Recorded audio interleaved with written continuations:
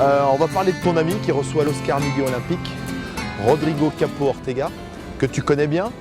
Vous êtes connus quand? Quand il est arrivé à Castres. Et moi, 2002, je crois. Ouais, j'étais sous la femme. Lui, il commençait. Et le côté.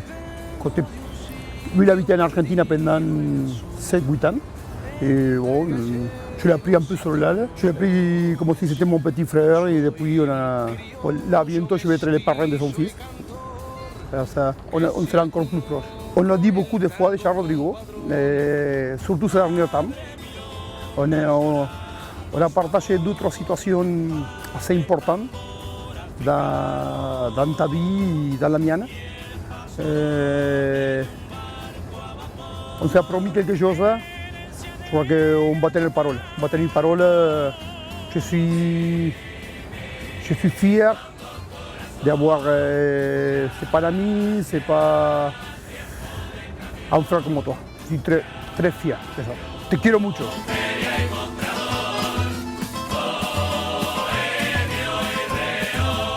Tu es heureux à Castres?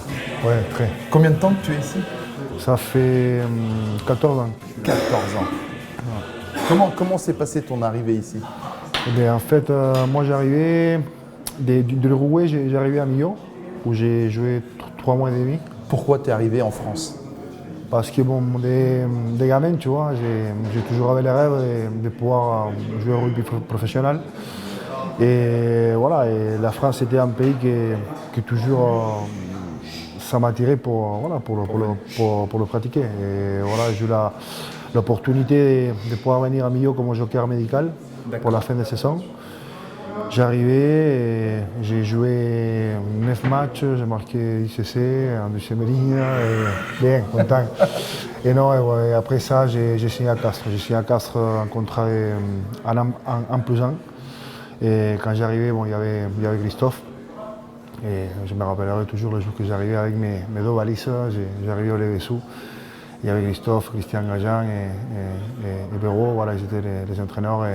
Et quand j'arrive à Castres, je venais d'avoir 21 ans. 21 ans et toute ta famille, tout le monde est en... Tu connais personne? Tu es tout seul? Je connais personne. Tout le monde est en Uruguay? Moi, quand j'ai pris la décision de venir, j'étais venu toute seule, toute ma famille est là-bas. Ça a été difficile, hein.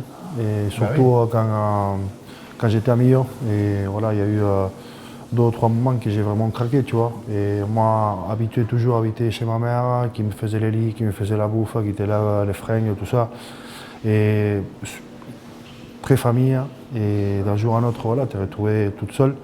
Et j'ai eu, voilà, comme je viens de te dire, 3 moments où j'ai vraiment craqué et je me suis demandé, mais qu'est-ce que je suis en train de faire ici?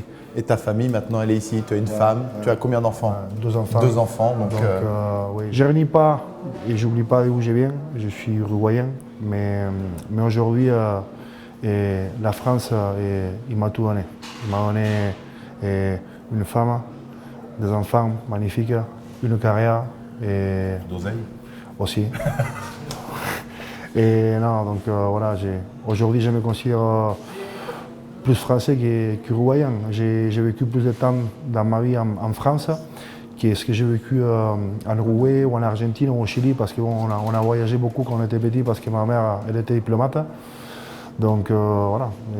Quel est le plus beau souvenir que tu as en rugby? En rugby, en 2013, quand on est champion de France. Je pense que ça c'est le summum de tous joueurs français. Tu es croyant, on m'a dit, beaucoup croyant. Très croyant, ouais. De ma Vierge. Et ma Vierge s'appelle Santa Teresa de los Andes. Moi quand j'ai eu 2 ans, j'ai eu un accident au Chili. Et j'ai tombé dans une piscine et me sont sortis mort de la piscine. Voilà.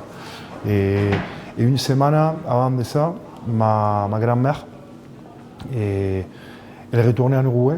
Il dit à ma mère, écoute Alejandra, je vais te laisser une photo de cette Vierge chilienne qui fait pas mal de miracles et tout ça. Ma mère, c'était une période où elle était un peu éloignée de la foi, tout ça. Et ma mère dit, écoute maman, regarde-la toi, ça va te servir plus à toi qu'à moi. Et quand ça arrivait ça, ma mère, la première chose qui est venue dans sa tête, c'était de demander à cette Vierge de ne pas m'enlever. Et quelques secondes après, il y a eu un mec qui était venu dire à ma mère, écoute Alejandro Rodrigo, il a pris conscience, il a réagi et on l'amène à l'hôpital. Et voilà, depuis ce jour, moi je pense que et c'est pour ça que j'ai été un privilégié, parce que moi j'ai eu une deuxième chance et avoir une deuxième chance au niveau de la vie, je pense que c'est une grâce du Seigneur. Comment tu vois après ta carrière, après le rugby? Tu te vois rester ici, retourner là-bas, ta famille ici, ta famille ici? Moi j'aimerais rester à Castres, finir ma vie à Castres. Moi je suis très, très heureux ici. Après, Dans le rugby? Moi, ce que j'aimerais, c'est rester dans le rugby et entraîner, parce que bon, c'est ce que j'aime, c'est ce que je sais faire. Et déjà, bon, à partir de la semaine prochaine, je commence à me préparer, à passer les diplômes pour quand j'arrêterai de jouer, je sois un peu préparé déjà. Moi ma priorité, c'est Castres et j'aimerais pouvoir être fidèle de la même façon que j'ai été joueur et comme entraîneur. Qu'est-ce que tu aimes d'autre dans la vie? J'aime la musique, hein. J'aime beaucoup. Tu écoutes quoi? J'écoute tout. C'est par rapport à mon état d'esprit, tu vois. Des fois, tu sais, tu es un peu triste, tu passes, tu as quelque chose là, tu vois, qui te gêne et tu te mets une musique un peu triste, machin. Classique, Ça te fait, voilà, et sortir. Tu pleures des fois? Oui, mais il y a beaucoup de gens qui disent pleurer, c'est pas d'homme, et c'est tout le contraire. Je trouve que c'est bien de pleurer et pouvoir s'exprimer et sortir toutes les choses qu'on a dans nous. Et voilà, des fois ça m'arrive ça, des fois ça m'arrive quand je suis bien, mais je mets des cumbias comme on écoute là en Amérique du Sud. J'aime beaucoup la musique française aussi, j'aime bien. Et des musiques classiques, j'aime tout la musique. Et après, une